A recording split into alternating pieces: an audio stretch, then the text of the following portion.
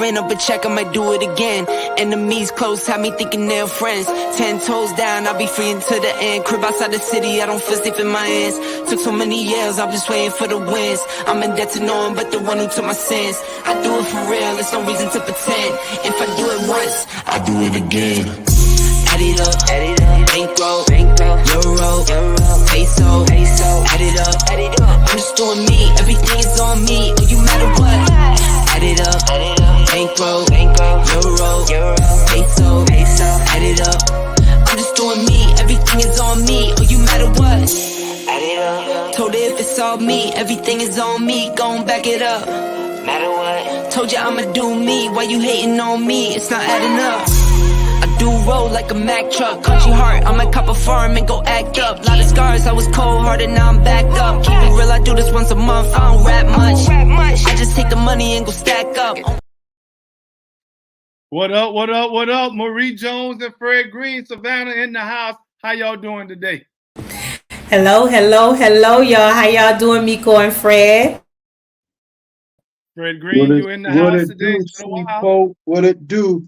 We live in the building. Exactly. Listen, this is Ink to Ink, Incarceration to Incorporation. We're here with Filling in the Gaps and OAA. Marie Jones is going to tell us exactly what OAA is. Marie, let them have it. OAA is Fender Alumni Association, where we come to empower, encourage, and educate one another, because we come here on Ink to Ink to share stories. And let me say what Julius Campbell says: your story matters. Your story matters. You know why? Because it can encourage someone who think that they cannot make it. So we have to do this thing called connecting the dots. What you don't know, I always say, what you don't know, Fred know. What Fred don't know, I may know. Guess what? Angela may know. It's a lot of people that we connect the dots with, that we can take and help one another. We reach one to teach one. Mr. Campbell? Fred Green, tell us what's going on with Filling the Gaps and who you are. And we repairing breaches and restoring lives all day, every day. That's the only way to be. And so, yeah, and linked up with OAA, Verbal Visual, man, we making it happen here in the CPO. So y'all need to get down with it. The difference between a moment and a movement is sacrifice. So we're doing the sacrifice to make the movement happen. Wow, I love that, sacrifice. Listen, this is Ink to Ink, and we're here every Friday at 6 o'clock, and we want you to join us. Would you tell somebody what we're doing here at 6 o'clock? Because as Ms. Jones just stated, your story is important. Your story can be that motivating factor to allow someone, especially someone who just returned from incarceration, you can let them know by your words, by your experience, that they too can make it. Because right now, we are successful. Incarceration to incorporation means that we have become smooth in our reintegration cycle. That means that we are successful organizationally, educationally, occupationally, and also relationally. And you too can be the same way. Your story does matter. And tonight we got a couple of stories for you. We're going to share with you what we've been doing for these last couple of weeks. And I believe that you will be motivated, and you can also come along. You can join us in our endeavors, as Mr. Green just stated. And so what we're going to do is we're going to allow Miss Jones to come on and tell us a little bit about what tonight is going to hold, what some of the topics are going to be, and we're going to go directly into what has happened. Miss Jones? Yes, how y'all doing tonight? I am Marie, and I want to come on with a couple of topics that we talked about. When we went to the barbershop, we talked about what is SB 63, which is very, very important, you all. It's about misdemeanor laws. And you know, usually when you have a misdemeanor charge and you go to jail, you can bond out. But I'm here to tell you that those laws have changed with certain crimes that are being committed. So if you go to jail, it says the law prohibits any county from releasing individuals for misdemeanor offenses before the accused is seen by a judge. Now, I can tell you a couple of those offenses. A couple of those offenses are reckless driving, drag racing, and also fleeing and eluding from the police. Those are charges that you will have to be seen by a judge. You cannot get bond out. Mr. Campbell.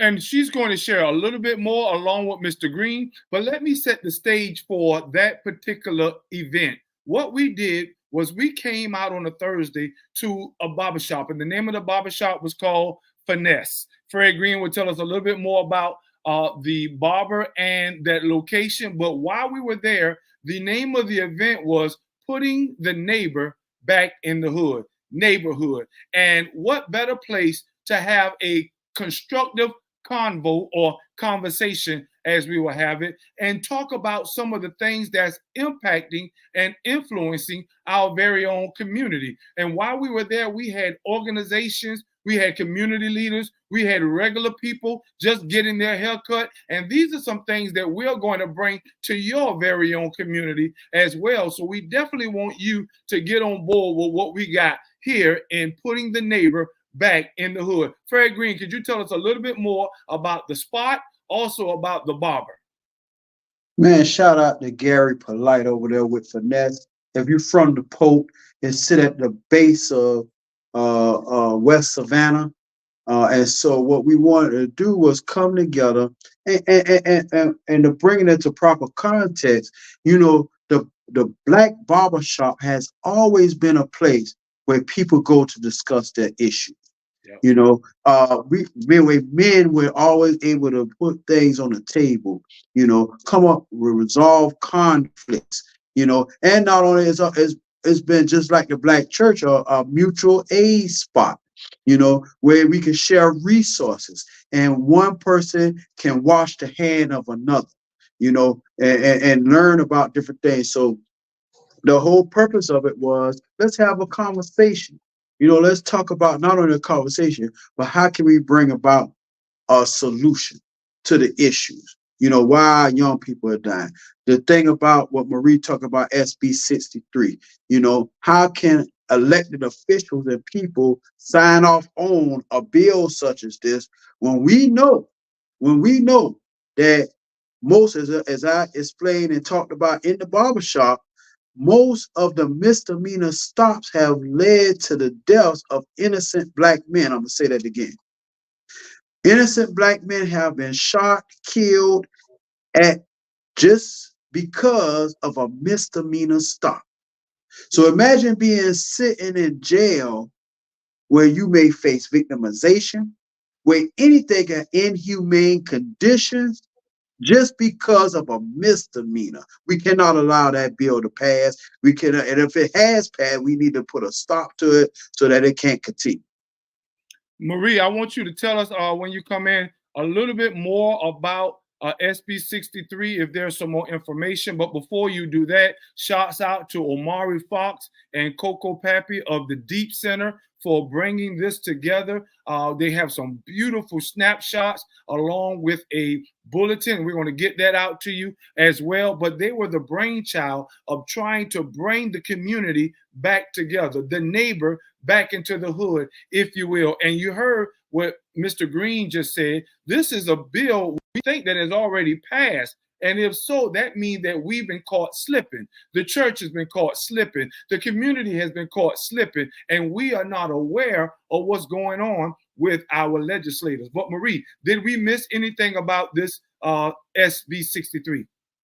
Yes, Julius Fred, the bill has already been passed. It passed on July the 1st. The bill is present, so that if a person is stopped and they're doing any of these crimes, and it's like 25, 30 offenses on the back of this SB 63 paper. And so the bill has already been passed. It came effective in July the 1st of this year. So and it says that you cannot be out of jail or you could not get a bond until you are seen by a judge. So, and then also another thing of this bill, Julius, is if you have bond a person out. I was speaking previous to Mr. Hall. If you bond a person out in January, you bond somebody out in February, you bond someone out in March. Where if somebody else go to jail in April, you cannot bond no one else out unless you become a bondsman. So it sounds to me. It sounds to me like if there was a mother or a father who had, let's just say, 4 kids, and 3 of those kids got in trouble and they went and bonded them out, they couldn't get the 4th one out because of a policy. And I know Fred will talk more about what's going on in the mindset. Why do bills like this get past us? Number one. Number two, what is the motive behind these types of bills, Fred? I'm glad you asked that, Julius. You know, they would say that I've heard some scholars assert that this is James Crow Esquire, not Jim Crow, Jim Crow 2.0. Wow. Yeah, all it is taking it back to the egregious practices of using misdemeanor. We forget it's simple, 13th Amendment. I keep saying it, I'm going to reiterate it over and over and over again. Slavery and indentured servitude have been abolished except when the party has been punished by a crime or duly convicted. And we will get into the expungement clinic later on, but mostly everybody that I ran into tonight and helped with the expungement clinic, they had stacks and stacks and stacks and stacks of misdemeanor charges. Don't you know with a misdemeanor charge, and if it's been pending or even if it's been dismissed and it's still sure that it can impede you from getting housing? It can stop you from being able to live somewhere. It can stop you from getting employment, especially when they got these stackable charges. So what you're facing is you're facing a system that's saying that we want to try to mass incarcerate all over again, to the point where, just like she said, to the point where what we're going to do now, we're going to box you in.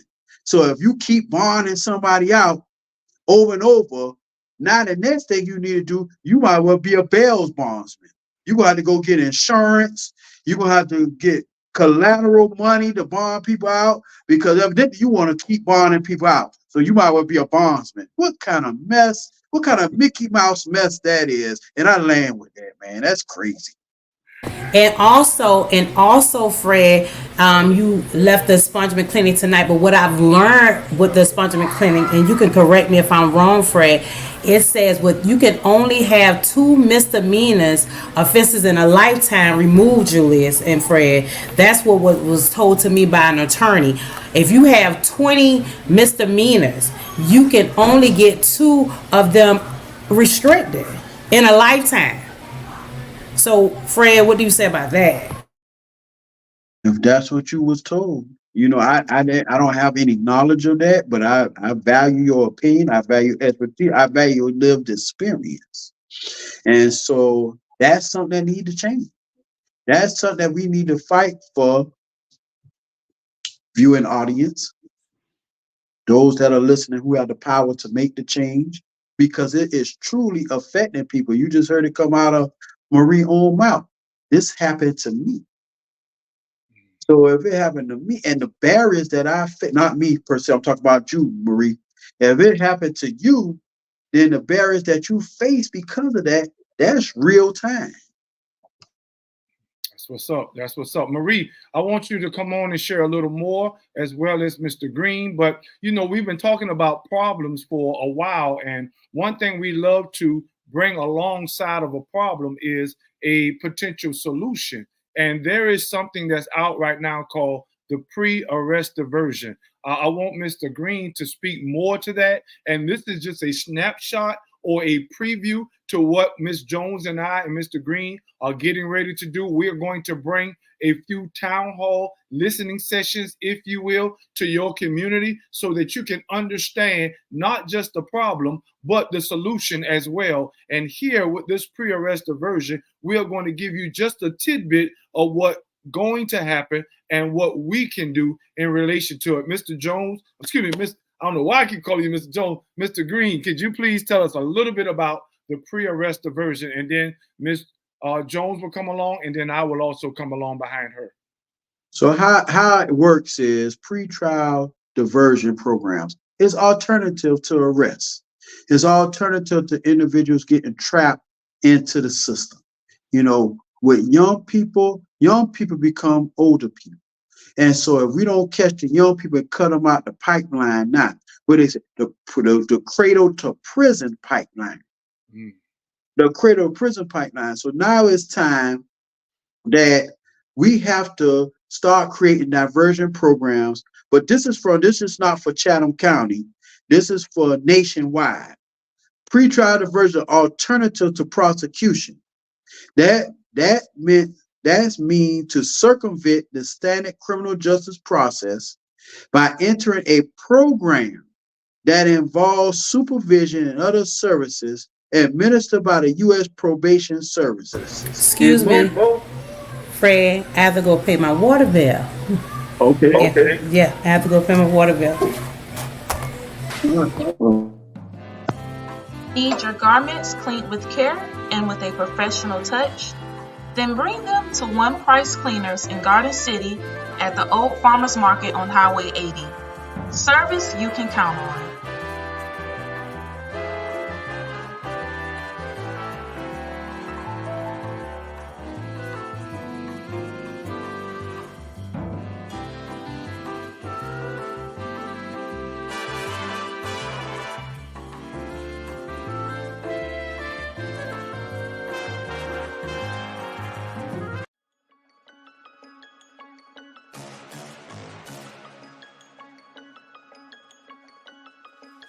Hello, I'm Richard Coleman, and I'm running for the office of Sheriff of Chatham County. And when I'm elected, I promise to inspect what I expect. Chatham County, it's time for a change, and that change is me, Richard Coleman.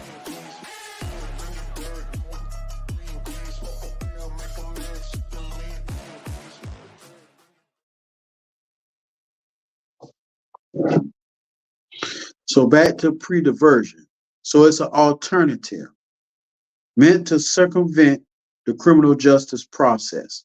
All right. In most cases, it is done before any formal charges have been made or before that trial begins. It's also done voluntarily and often requires a signed agreement. Anyone who completes the program won't be charged. If they are, they'll be dismissed. However, anyone who doesn't complete the program will be subject to prosecution. What are some reasons, Julius, Marie, for a pre-trial diversion program? To prevent future criminal activity for certain people by keeping them away from traditional criminal processing, to save prosecutive and judicial resources for concentration on major crimes, to provide a vehicle for restitution to communities and victims of certain crimes. So these things we need to come up with more, and I think the District Attorney of Chatham County has come up with a pre-trial diversion program. And they need to be implemented. And communities as a whole can begin to create their own pretrial. All these nonprofit organizations, NGOs, non-governmental organizations, you start putting pretrial diversion programs and say, hey, if you send people to me and I can help them in this particular area, according to whatever your guidelines is, then this should be an alternative for them going into prosecution. You know, too, before you come back in, Marie, in a nutshell, for those laymen like myself, basically this is a great opportunity to help, because before you go get your fingerprint printed and you go sit in a jail cell, you can go in another direction. You can go into a pre-diversion program. And I believe it's the Office of Neighborhood Safety and Engagement that's going to be a part of footing that and leading that way, and we'll find out more. And as I've stated, in the next couple of weeks, we are going to do 2 listening sessions. That's like a town hall meeting to make sure that our community is aware of this solution. And we will definitely make sure that you know where we are and when we are. But I really love this because can you imagine those of you who have not gone through that ordeal of going to the jail, sitting in that cold cell, then getting fingerprinted and then waiting, and that's just so much over small matters. And we all make mistakes in life, but this is an opportunity to make sure that that mistake does not cost you your future. And so that's something that's coming near you, near your community, and we will be letting you know exactly when and where. Ms. Jones, do you have anything you want to say on that? I like to say what they before we go. I like to paint a picture. Hold on, Marie, real quick. This is This for is my for my people of people of affluence. affluence. Somebody Somebody echo. echo. This is for my people of affluence. Those of you who are among, or quote unquote, the bourgeoisie, right?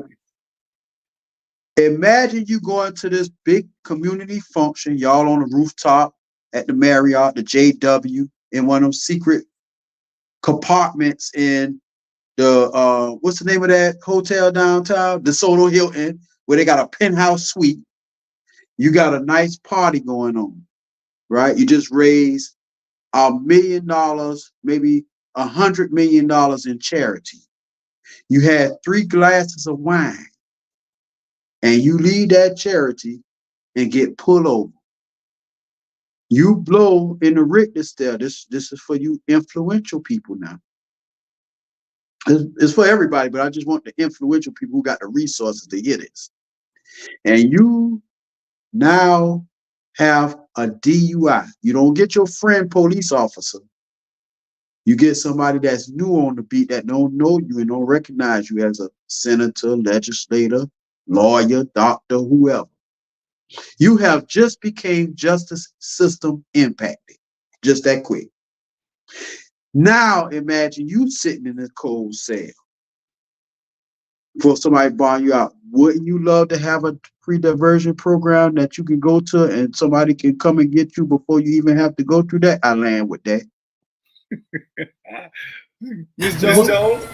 Fred, I would like to piggyback off what you said, and I'm not calling no names, but a judge just got arrested probably about 2 weeks ago, and off of what she said is a misunderstanding, but she was trying to break up a fight, but she's a judge here in Georgia, and so she's very influential, I think, and she will want somebody to understand that. I think that, okay, I hope I don't sound cruel when I say this. I think sometimes some things are necessary for influential people to be put into those positions so they can see how it feels to sit in a cold cell and so these things can come into play, what Coco and the Deep Center is trying to do with the diversion part. How do you feel about that, Fred or Julie? Well, first of all, I love your analogy along with Mr. Green.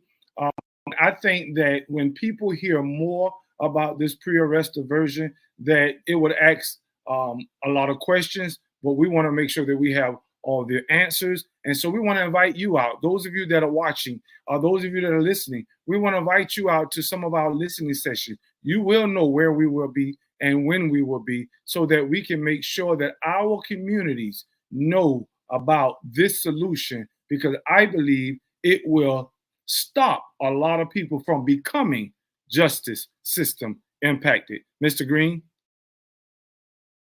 I agree, and so it's very important because it's high time.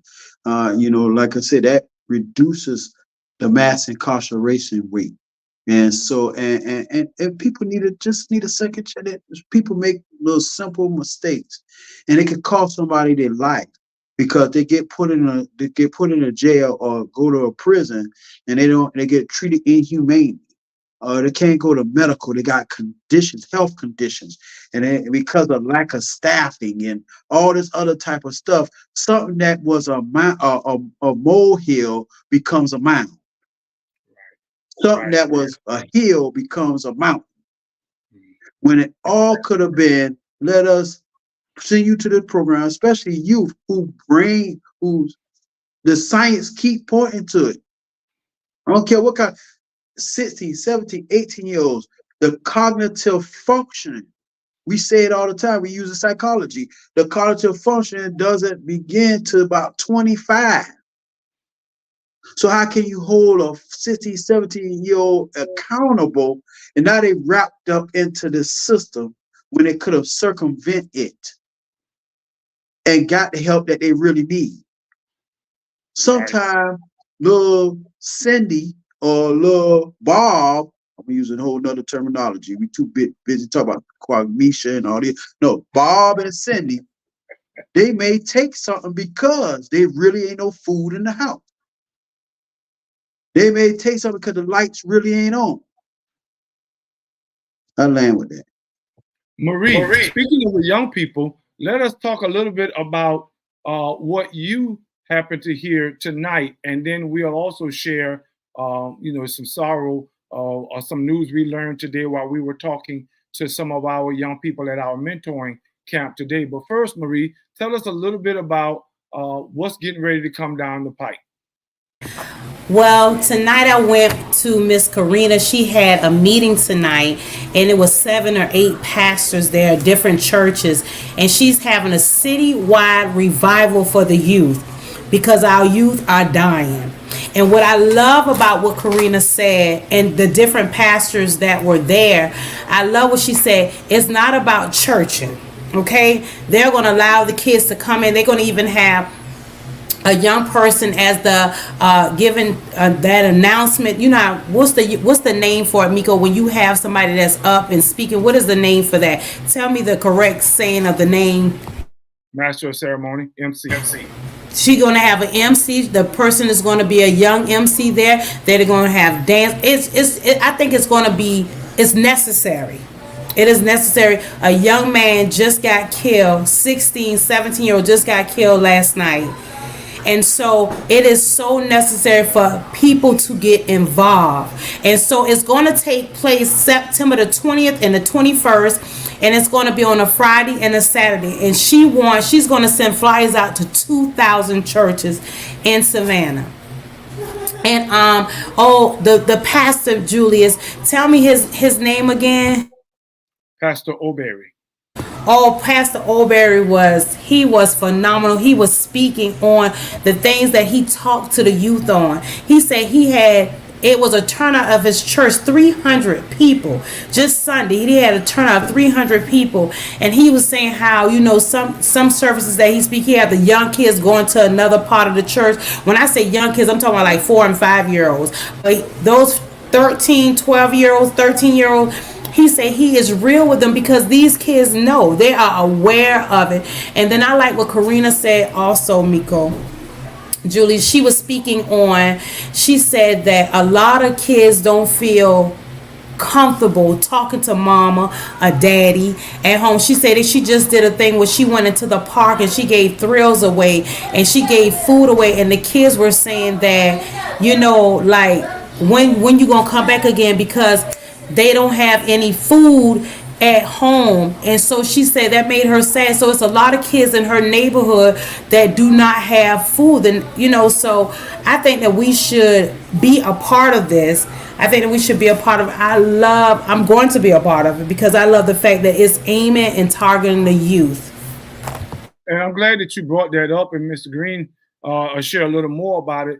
Not just what Ms. Karima is doing here, but we are also putting our hands and our feet to the plow, if you would, Marie, Fred, and myself, in our verbal and visual intervention mentoring program. It's a gun and gang violence initiative that we have started together, and we are spending time with our young people, listening a whole lot more than we are talking. We believe that we need to give them a listening ear and also allow them to verbalize as well as visualize what's going on in our community today. As Ms. Jones just shared, we learned of the death of a young man over the weekend, and we were able to take that opportunity, a teachable moment, if you will, just to talk to our young people and to hear their hearts. And we believe that in doing this, we are able to help someone. You've always heard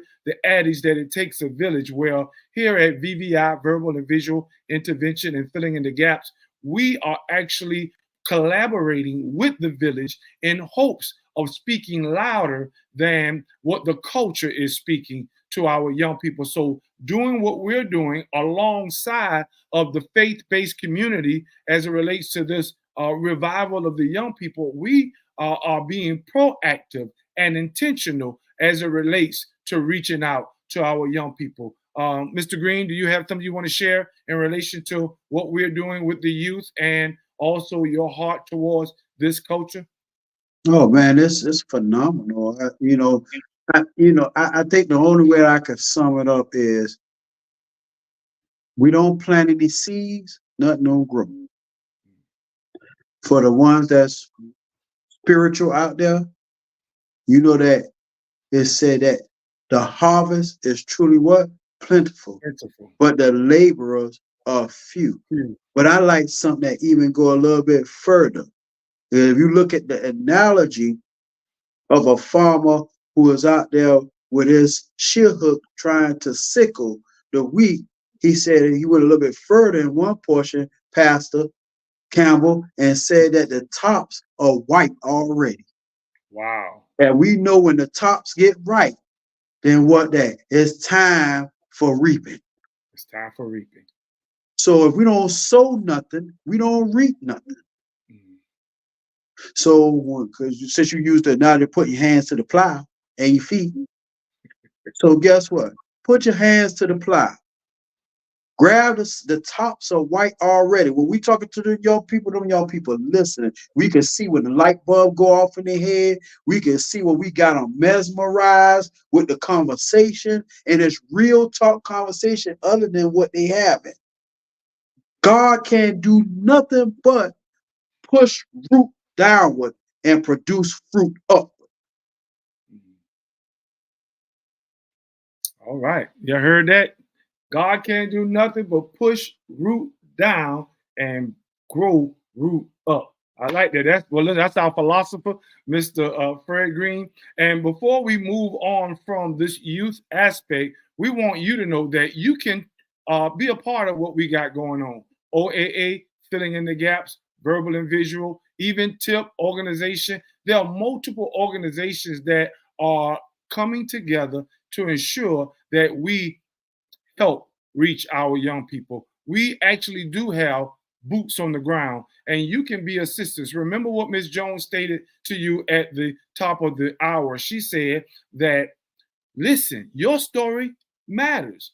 Your story can influence, can impact. Your story can do a whole lot more than it can with your mouth closed if you open your mouth and share it. So we invite you, come be a part of what we got going on. You can also come along financially. We also make sure we feed our kids every time we meet with them because we are holistic in our organizations. A man doesn't care what 1 + 1 equals if his belly is aching. And so therefore, if you want to give, by all means, if you want to share in words and insight, come alongside of us and help us to do what we believe we are all called to do. And so now we want to move a little more further with Mr. Green. Can you share with us what was going on tonight? Where were you and where's the next one coming? I think you got to pay some bill, ain't it? She'll let us know when it's that time. It's time to pay some bit.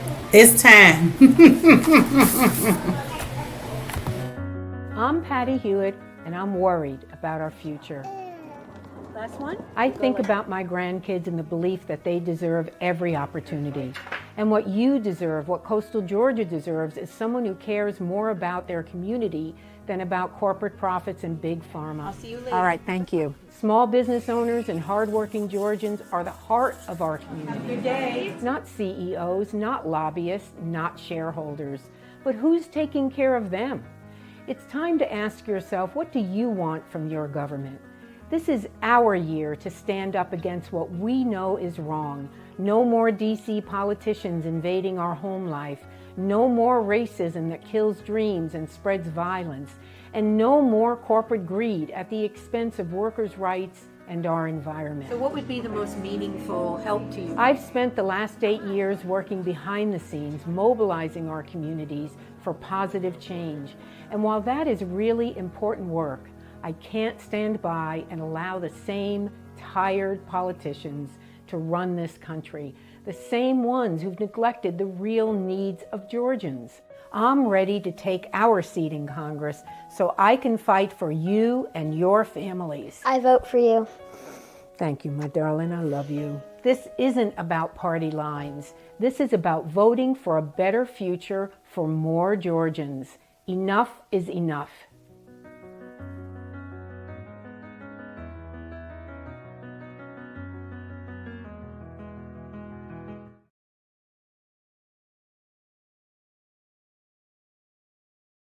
Listen, we're back, and Fred Green is getting ready to enlighten us a little bit more about some of the upcoming meetings that will be found in your community. Ain't to Ain't, Incarceration to Incorporation. Fred, take it away. Yeah, I had the phenomenal pleasure of helping to walk alongside. Shout out to the DeVetta Law Firm, who's doing phenomenal work in the restorative justice sector. Shout out to Litway with Pastor Leonard Smalls, who also has a show on Our Black Media for allowing his fellowship hall to be used tonight. And shout out to Deliverance Prayer Tower also, who has numerous amount of time walked alongside the DeVetta Law Firm and opening a space for people to get records, these misdemeanor charges, these felony charges, pardoned, restricted, and expunged. And it's very important because as I continue to look at some of the filling the gaps, OAA, what we do is we walk alongside them to help them with the tedious paperwork that's being done that it takes and it needs to be done in order for them to even determine, which way they should go, whether it should be a pardon or whether it may be an expungement. And so as I was looking at a lot of people's paperwork, I just kept seeing the same charges over and over and over again. And people look worse on paper than they actually are. I'm looking at the code, the offense code, and it's the same one. I'm thinking it should be different. It's the same one by each charge, and I'm just going to use that with shoplifting. 16-2-45, 16-2-45. Well, no wonder 16-2-45. They call it stackable charges. So no wonder when a person go to apply for something to get housing and somebody's looking at, they putting it up on the screen, they're like, oh, this dude must be like Ocean's 11. Or this woman was like Ocean's 11. They heist people, And so, and it's one charge. And that's what's killing our community. And most time it be misdemeanors.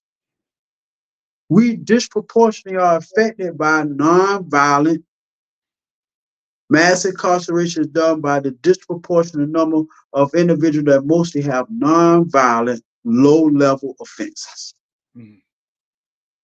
And so, therefore, that's why these erasure clinics is important, so that people can get this stuff, they can get a clean slate, they can try to get some of this stuff, and it's different components to it. First of all, you got to get the paperwork done, then you got to get the record sealed. So it was over 60 people there, and that's phenomenal.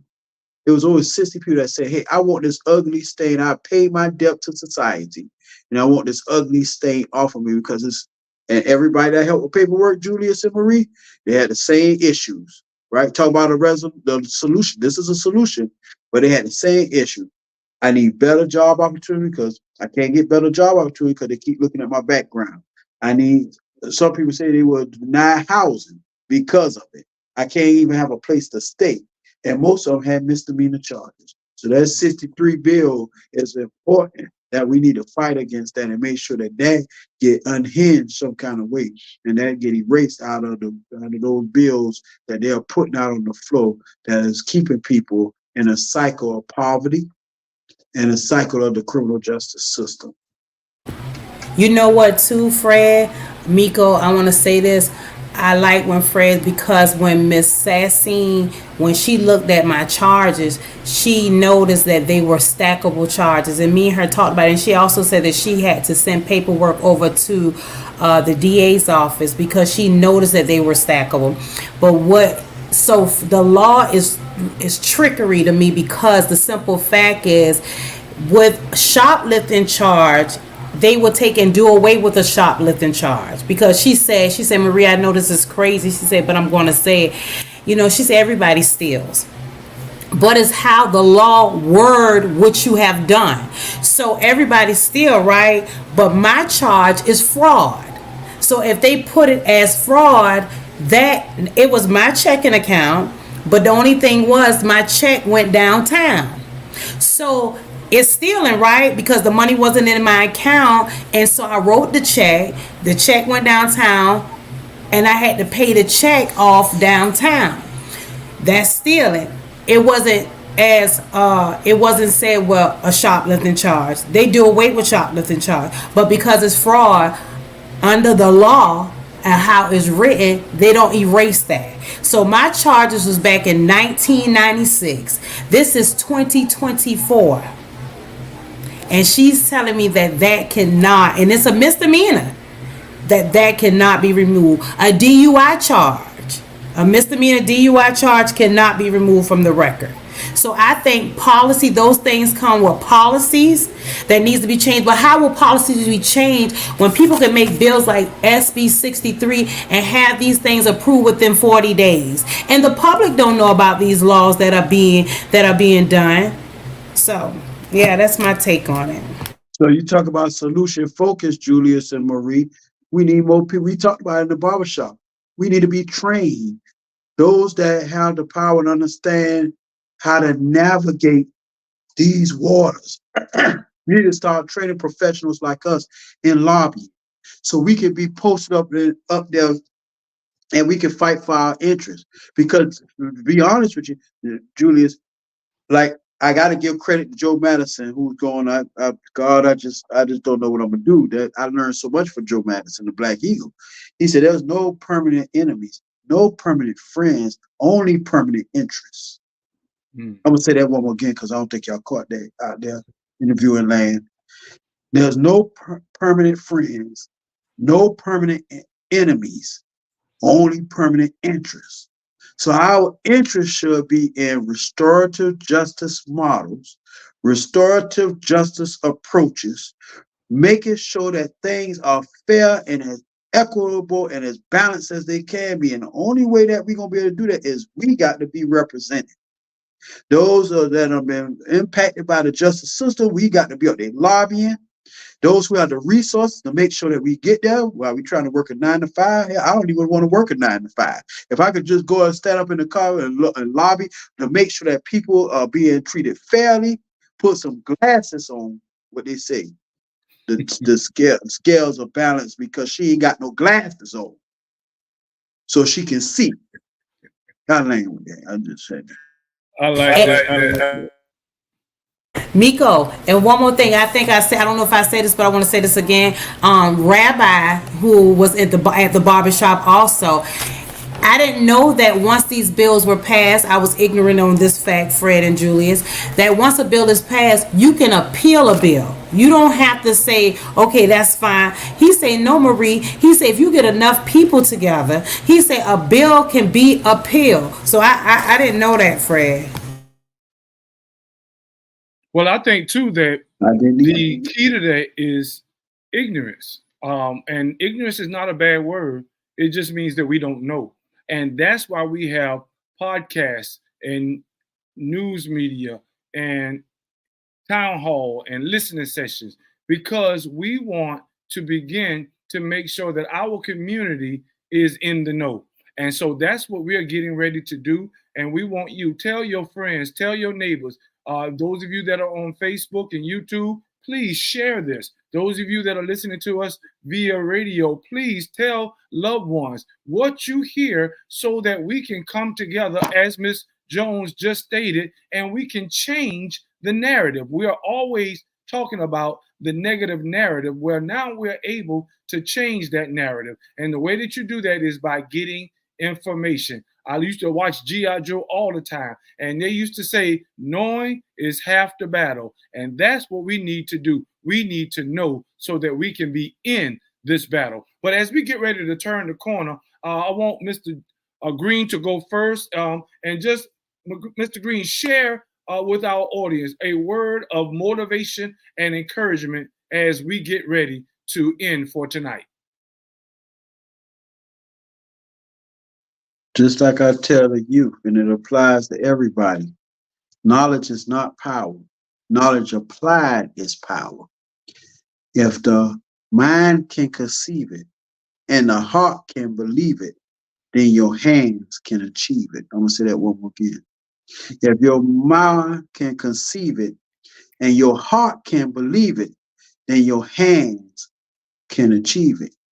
Get involved, stay involved. for myself, before Ms. Jones closes us out, you know, I often say to my listeners, listen, you are important. All of us are important. Returning citizens, re-entering to society, that's important to all of us, because after a while, they're going to be your neighbor. We all have a vested interest in the communication and in the stories that we are sharing. So I hope, and I want to encourage you, let somebody know, talk about what we're talking about, whether it's in your barbershop, whether it's at your church, whether it's in your home.